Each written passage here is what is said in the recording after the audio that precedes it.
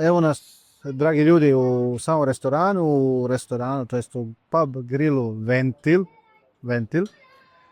Zanimljivo ime, Ventil,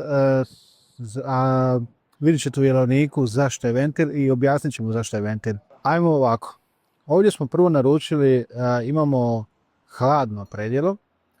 Molim te, ajde ja ću ovako malo pomoći ti da snimiš to. Ako mi ide sunce, nemojte zamjeriti, odlučili smo da stanemo vani. Imamo porketu, slow bar. 100 grama, radi se o hladno sporo pečenoj svinjetini, to jest o carskom mesu. I koji je gore imamo malo kapulice i slatkog ljutog umaka. Mogu vam reći da nakon to sve fino izgleda, nakon servirano izgleda fino. To što se tiče hladnog predjela, a što se tiče vožnje istokom, tako je nazvano u jelovniku. Vožnja istokom, ajmo reći da je to toplo predjelo ili neka predjelo, a može biti glavno jelo, bao bansi. Ajmo krenuti, molim te, ajde znači ti pomoći da nam ne ide sjena. Znači, bao svinjana obrta ima. Radi se o bao bansu sa trganom svinjetinom i coleslaw salatu. To nam je ovaj ovdje. Ovdje imamo chicken lowrider, također bao ban sa trganom, ali ovaj put piletinom i coleslaw salatom malo ukiseljenoga luka, a ovdje imamo ovaj prženi luk ili dehidrirani luk, kako želite. I onda ovaj zadnji imamo umjesto naravno svinjetine i piletine imamo losos, bao ban s losos, North Cape Rider, ako sam ovo dobro pročitao. Ima malo wasabi umaka, malo sezama, onako malo tipičan azijski stil. Dobro, sad kad smo više manje objasnili i kad smo skužili da imamo viška ovoga, krećemo sa porketom ili sa carskim mesom koje je eto hladno, ali sporo kuhano, pa malo eto na naglo zapečeno. Ajmo mi to probati. Gore ima, znači rekli smo malo sezama i dole ispod imamo rikolu, kako god hoćete. Evo, čisto da i vidite ovako kako to izgleda. Malo nismo dugo snimali, ja sam malo ispali što sa svega ovoga. Da, prvo snimanje nove godine, da, istina. Posjećujemo da je to prvo snimanje. Sam sad uzeo malo previše ovoga. Nisam. Da, pitali su nas hoćemo kruh, ja sam rekao da hoćemo. Zašto sam rekao da hoćemo, inače mi stvarno ne tražite se ovo jelo, ali radi se o domaćem kruhu. I ako je domaći kruh, onda stvarno želim uvijek da to naglasim i da probam taj kruh. Na kraju krajeva, mada uz ova jela možda čak i ne traži. Ali dobro, evo, čisto da znate da se radi sve o domaćim pripremama, rade svoje umake i sve je više manje domaća priprema. Ajmo mi to probati. Inače, svinjsko meso, carsko meso je najviše da smo naučili na roštilj da bacimo, ali evo, probat ćemo i u ovom. U ovoj kombinaciji, ajmo ovako, znamo priču da je svinjetina najbolje kad je hladna. Kad ostoji malo, znači janjetina najbolje kad je vruća, a svinjetina kad ostoji malo koji dan, to jest dan barem u frižideru, onda ona bude malo jači, bolji okus. To su, mislim da su išli na tu varijantu s ovim jelom. Hladno je jelo, hladna je svinjetina, nije ono toplo, nego baš je hladno i jako dolazi do izražaja. Umak je slatko kiseli, to je slatko ljuti. Bojao sam se da možda ta neka ljutina ili nešto ne prevladava, ali taj umak se stvarno osjeti u minimalnom. Jedna feta ima skoro koji pola kruha iz Lidla, onoga što kupite od 500 grama, što košta koliko, 2 eura, 3. Ova feta ima skoro koliko i cijeli kruh. Onda znate da je domaći kruh. Svinjetina nije intenzivna. Osjetite tu ljutinu, ali stvarno je to ono minimalno. I slatkoću također. Taj slatko ljuti stvarno je dobro odrađen. i malo tog sezama i ova kapulica malo hrska pod zubima. Svinjetina nije hrskava jer je hladna, naravno, ali ta kapulica daje tu malo hrskavosti i jačinu. Tako da meni je ovo jako jelo kao hladno predjelo i ko voli svinjetinu, ko voli hladnu svinjetinu, je po meni ovo za njega. Iskreno, iako se radi samo o predjelu, koje u odjeljku zagrijavanje klipova se zove, snimit ćemo jer je zanimljivo kombiniran. Ima Garage Edition, ima tura po istoku, zagrijavanje klipova, znači nisu ono predjela, nego se radi o takvim nazivima, što je zanimljivo. Drugačije, nije monotorno. Čak ko nije puno gladan, pošto se dobije, ajmo reći, u porcije, onako solidan broj tih malih komada carskog mesa ili porkete, kako hoćete, čak bi se moglo najesti ko nije puno gladan od ovoga. Koja neka ženska osoba koja ne voli puno jesti, a voli svinjetinu, onda može. Tako da, ocjena 9,5. Meni jako se sviđa. Nakon ove hladne svinjetine, nakon tog hladnog predjela, koje smo rekli da je jako fino, svakako preporuka, idemo na bao banse. Bao bans, što možemo reći o tome? U zadnje vrijeme jako je narasla trend te azijske hrane. Nažalost, po mom gradu, po Zadru, u centru grada se otvorilo više sushi restorana nego dalmatinskih restorana. Što mi je, ne znam da li mi je krivo, nemam protiv sušija i japanske hrane ništa, ali dobro, evo, mislim ako je to normalno, onda valjda i meni onda, ali dobro, to su neke druge stvari. Uglavnom sve više i više u trend ulazi ta azijska hrana, u smislu da to bude i wok, i bao bans, i sushi, pogotovo to je ono, i čak i indijska hrana, mada kod nas u Hrvatskoj još nije indijska hrana rasprostranjena. Ali vjerujem da kako je došao sushi, tako će doći jednog dana indijska hrana. Nažalost. I zato, evo, pošto je trend, a uvijek se kaže treba pratiti trendove, mada opet ima i tu polemike, uzeli smo bao banse. Kao što smo rekli, radi se prvi od svinjetine, drugi od piletine i treći je losos. Krenut ćemo od piletine, krenut ćemo od svinjetine, nećemo krenuti od sredine. Krenut ćemo od svinjetine, koja je, eto, sa kolsov salatom i gore dehidriranim lukom, to je s prženim lukom, kako želite. On se ne jede pinjurom i nožem, bar koliko je meni poznato. Uglavnom, čim da traže bao bans, pa zato sam zastao. Radi se o domaćem umaku, radi se znači o svinjetine. Ajmo mi to probati. 2 liter. Evo, moram evo reći. U Splitu smo, znači pub Ventir Split. Nigdje, znači kad dođete u Zagrebu svi bježe nekako. Tako je, tamo mi to reci, nema ništa kontra Split. Kad dođete u Zagrebu svi bježe, ime majko, snimanje, bježi. I onda dođete u Split. Laganini oko vas. On je u kadru, boli ga, bre. Ali to je dobro, to ja volim. Mislim, bolje nego da glumatamo neku gospodu, nismo mi iz Bečkog Dvora došli. Ajmo mi probati ovaj naš bao bans sa svinjetinom. Budite spremni da uzmite preslaku sa sobom. Ovo je jako nezgodno. I tražite od konobara višak maramice. Nek vam daju onaj cijeli paket. Uglavnom.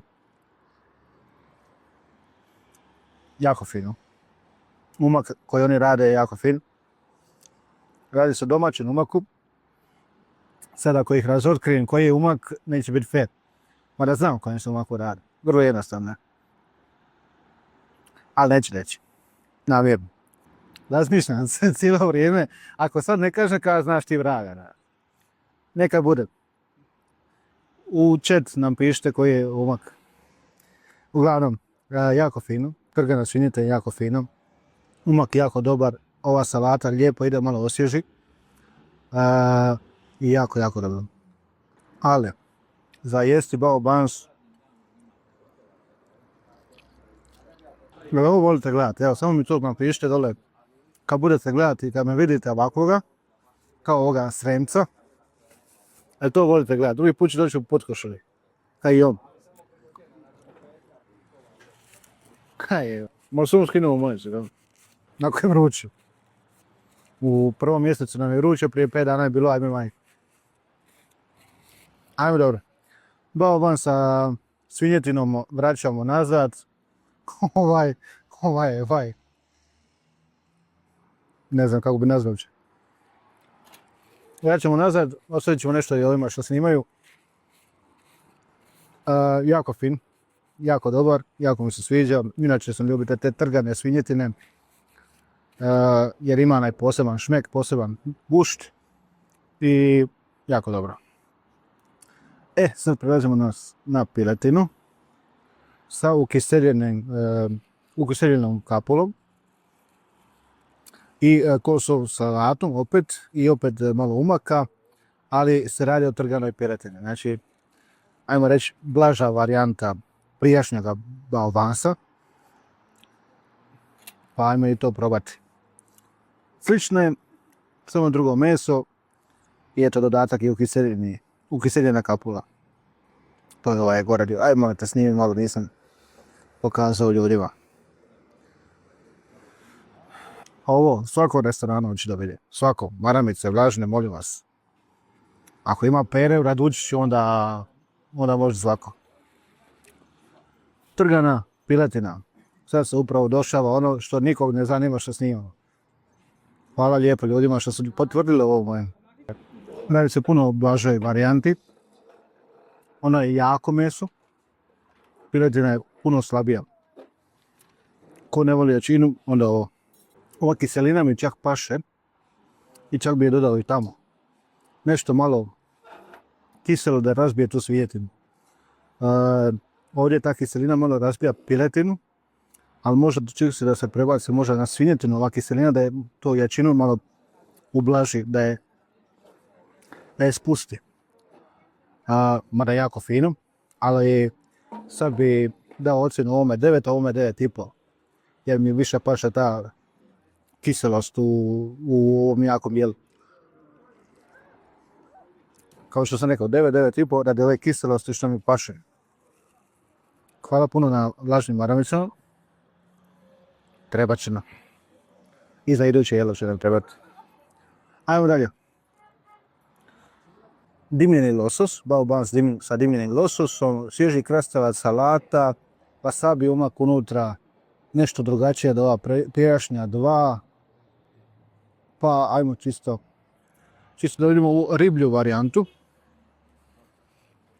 Pazite ovo. Sad razumijete o čemu pričam. Nadam se da dam. Hoćemo? Može? Mislim da smo dobro čak krenuli. Jako, blaže, najblaže. Čisto dobro poredano. Ok. Inače se ne radi o jelu koje dobijete ovako. Inače se samo radi na jelniku ili je svinjetina, ili je piletina, ili je losos. Ali pošto se u istoj cijeni radi, možete iskombinirati da bude jedna piletina, jedna svinjetina i jedan losos. Ista je cijena, a njima pretpostavljam to ništa ne znači da će biti ovako, da će biti onako. Tako da ja predlažem da iskombinirate pa ćete vidjeti što vam najviše paše. Ako ne volite ribu, onda ili uzmete samo jednu vrstu ili uzmete samo dvije vrste. Jel? Meni ovo paše, a nije za svakoga. Ko ne voli jači okus ribe, onda nije za njih. Zaključak. Ako sam rekao da je ovo 9, 9,5, onda bi bilo logično da ovo ide 10, ali nažalost, ako je ovo 9, onda je ovo meni 8,5. Fali mi malo jačine. Ali je jako fino. Ko voli sushi, eto, ajmo reći, sushi, sirovu ribu i te stvari, onda je meni ovo izvrstan dio. Znači 8,5, 9,5, 9. I iskreno preporučam svaki komad ovoga i sviđa mi se da sa svakog ima po nešto.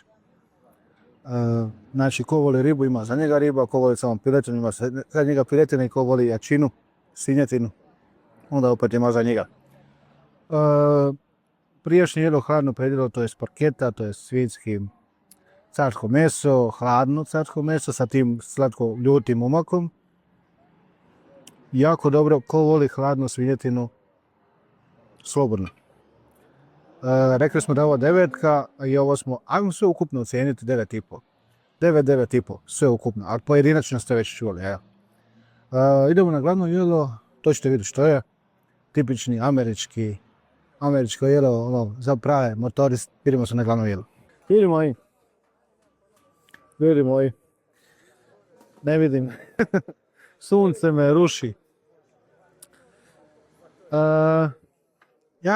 Jako je zanimljivo. Jako fino.